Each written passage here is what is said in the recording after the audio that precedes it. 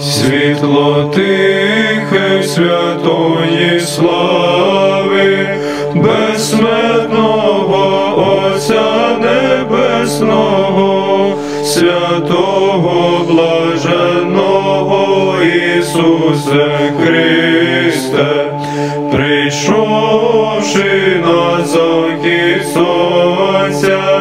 бачивши світло вечірнє, оспівуємо Отця і Сина, і Святого Духа Бога. Достойно Тебе у всі часи оспівувати голосами преподобними, Сину Божий, що життя даєш усьому світу,